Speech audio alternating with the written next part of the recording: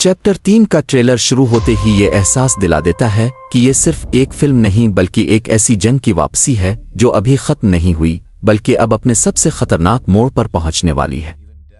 अंधेरी फिजा, तबाहाल जमीन, मिट्टी में दबा हुआ सूना और उसके साथ चलती हुई भारी आवाजें साफ बताती हैं कि कोलार की कहानी का इख्तिताम नहीं हुआ बल्कि अब उसका नया और सबसे पावरफुल चैप्टर शुरू होने वाला है। जैसे ही खामोशी टूटती है और आहिस्ता आहिस्ता कदमों की चाप सुनाई देती है, सोने की धूल फिजा में उठती है और राकी भाई की मौजूदगी पूरे स्क्रीन को हिला देती है। ये वो वापसी है जिसका इंतजार सिर्फ लोग नहीं, पूरा सिनेमा कर रहा था। राकी की आंखों में वही आग, चेहरे पर वही गुरूर और अंदर वही खामोश एतमाद मौजूद है जो ऐलान करता है कि वो ताकत के पीछे नहीं भागता, ताकत खुद उसके कदमों में आती है।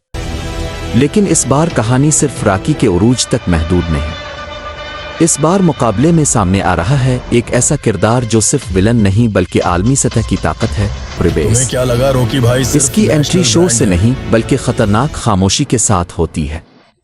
वो चीखता नहीं, वो धमकाता नहीं, वो बस ऐलान करता है कि सोने की सल्तनत अगर राकी की थी तो दुनिया पर हुक्मरानी इसका हक है। यही लम्हा ट्रेलर को एक नए जाविये पर खड़ा कर देता है।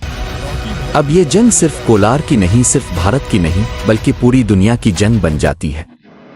हुकूमतें हरकत में आती हैं, खुफिया एजेंसियां मीटिंग्स करती नजर आती हैं, बैन अल-अक़वामी माफिया इस खेल में शामिल हो जाता है।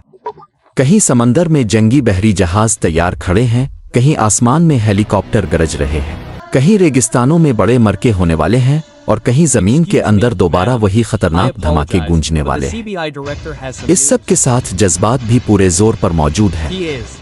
राकी की माँ की आवाज, इसकी दुआएं, इसकी कुर्बानियां, इसकी तालीमात फिर से कहानी को रीढ़ की हड्डी फराहम करती है।